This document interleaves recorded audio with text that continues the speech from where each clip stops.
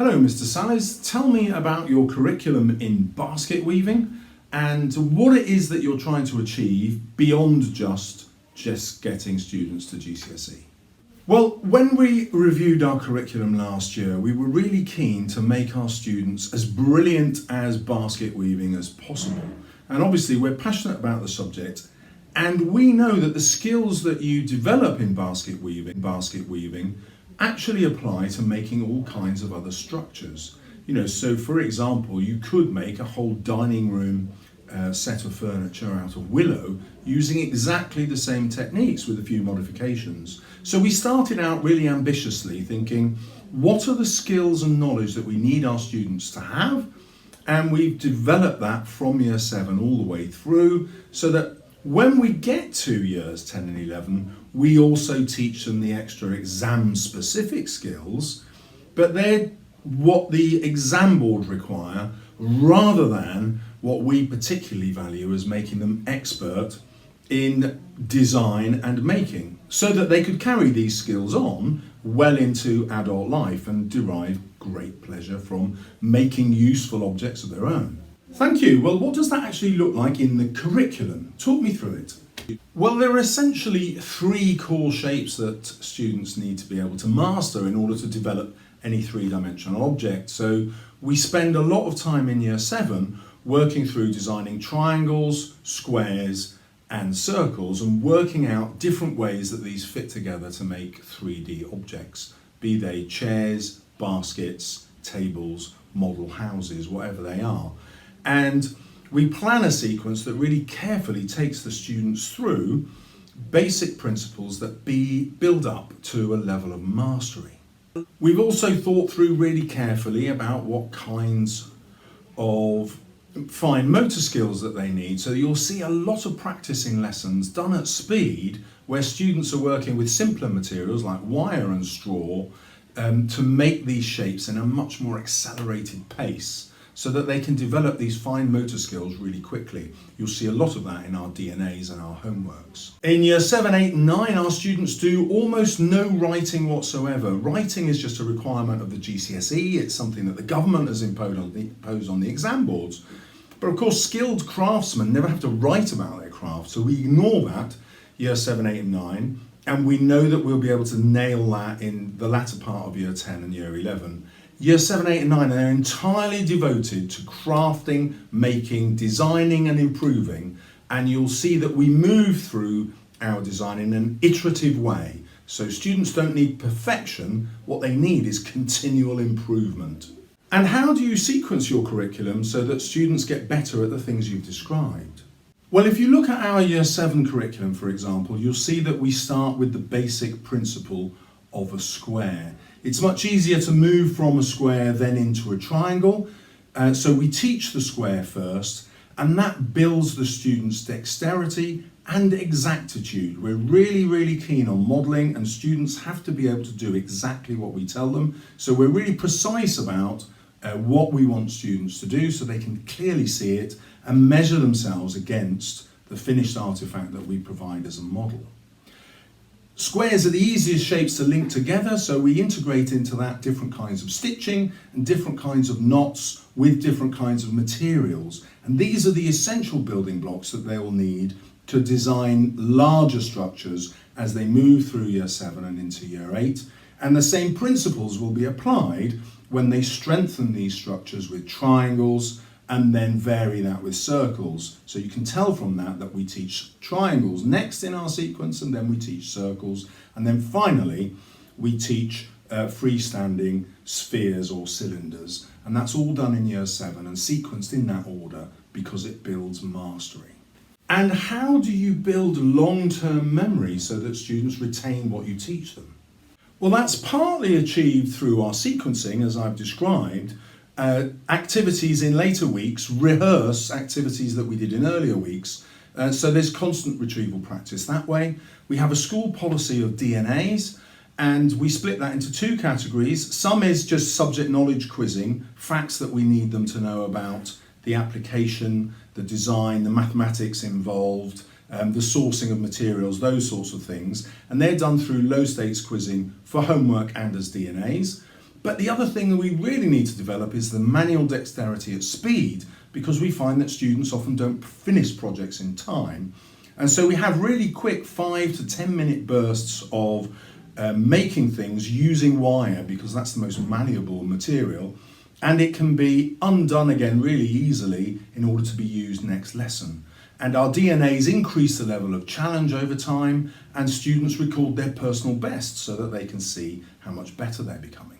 Thank you. I've heard a lot about space learning and interleaving, and how your senior leaders have tried to introduce that into the curriculum. Can you tell me how that works in your subject and how it builds memory?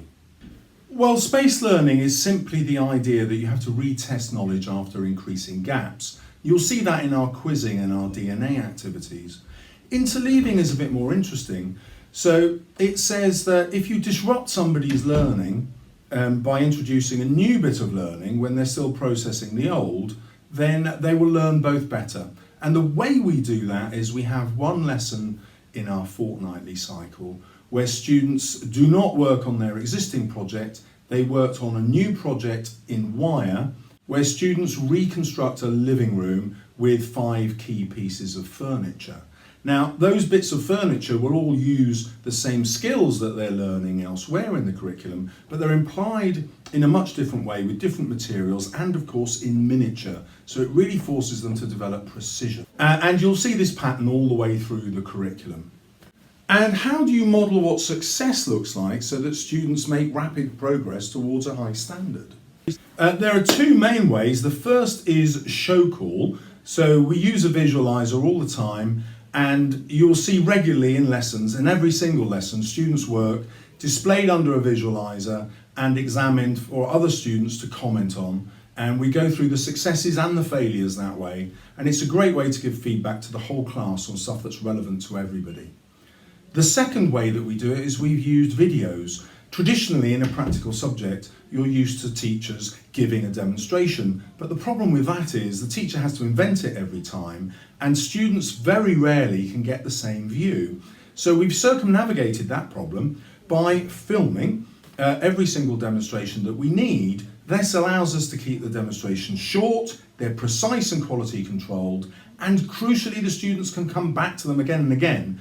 They never forget what they've been shown. So that model always exists, and students can constantly self-correct. And then finally, we celebrate successes every 5 weeks, and we get our winners, 5 students normally, making a 2-minute video with their finished piece explaining how they achieved what they did. And so those models also exist for all students when they themselves do one of these 5 projects. And how do your assessments actually help you get the students to improve and make greater progress? Well, you've seen how assessment happens constantly through DNAs and show call during lessons. Our formal assessments allow us to test whether what we've been teaching actually works. So we give students particular tasks to do over 2 lessons under time pressure, and then they can genuinely see whether they're improving or not. And we as a department get together and look at the finished artifacts and decide which skills we haven't taught as well as we could have. And from that, we'll probably make a new demo video. And we have also started to develop misconception videos where we show kids typical errors and the consequences of those errors. We didn't realise how useful that would be at the start, so that's an area that we're developing. And then, of course, there is that body of knowledge I alluded to in quizzes. So every 4 weeks, we just take the last 4 weeks' homeworks and get a sample of those questions to test students on for their knowledge retrieval. And we can see over time where the weaknesses are and where the strengths are, and adjust our DNAs accordingly, or our quizzes if we have to. And how does your homework integrate into this curriculum?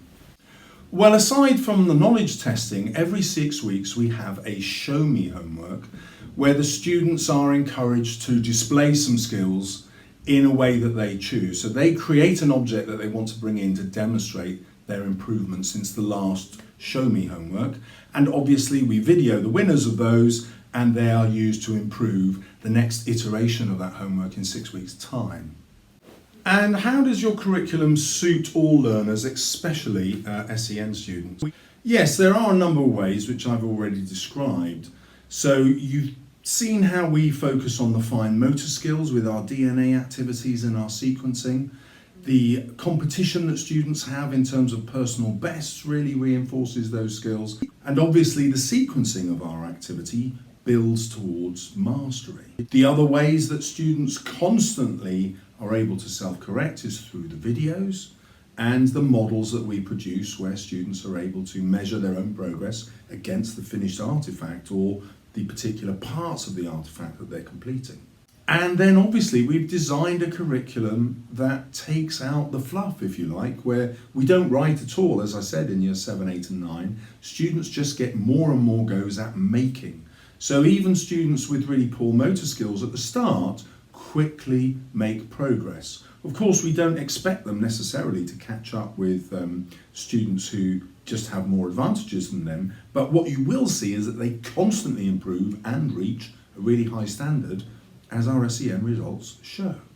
And how do you make sure that all your teachers, including non-specialists, deliver that high standard of teaching that you want? Well, we all teach common lessons at the same pace, and the easiest way to keep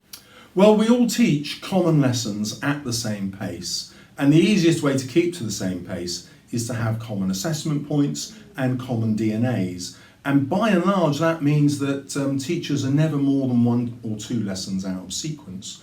Obviously, we learning walk within the department, but actually we found that's mainly to improve aspects of delivery and, to pick some ideas that someone's using it and transfer them quickly across the rest of the department.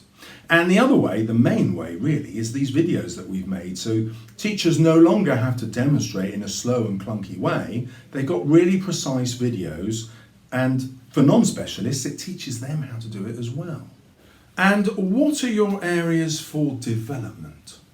Well, we've really been thinking about our higher attaining students and how we can get them to even higher grades and better progress. And so this year we're developing a real life project where each student will develop 3 artifacts for sale. We're renting a stall at 4 craft markets where we will offer each of these for sale.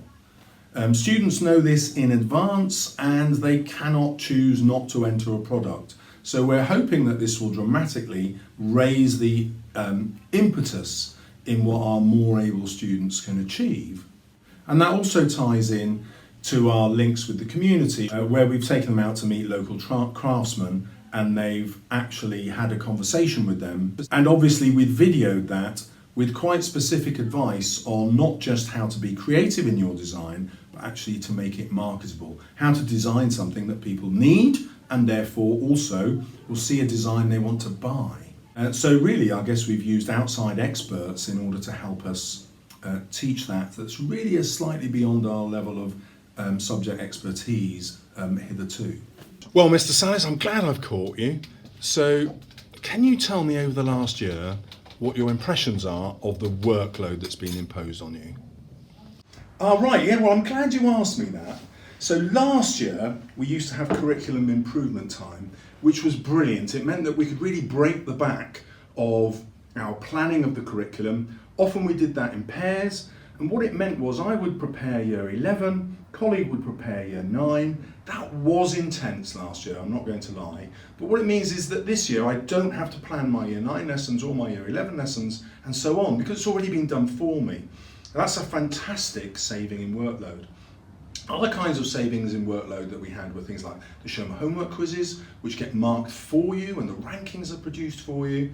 So colleagues would set homework for each other, that saves a massive amount of time, but also the marking goes away because that's done for you as well.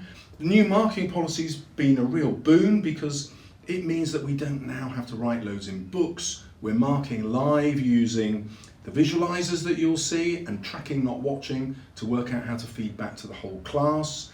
Training the students in using the green pen to think about what we're telling them is a huge saving in our marking time.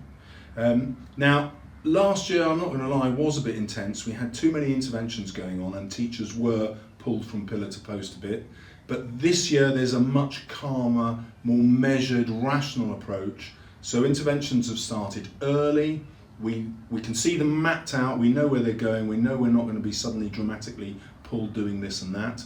And the other advantage is that the SLT knew they couldn't keep funding the curriculum improvement time, so they guaranteed us lots of training time on our training days, and that's protected.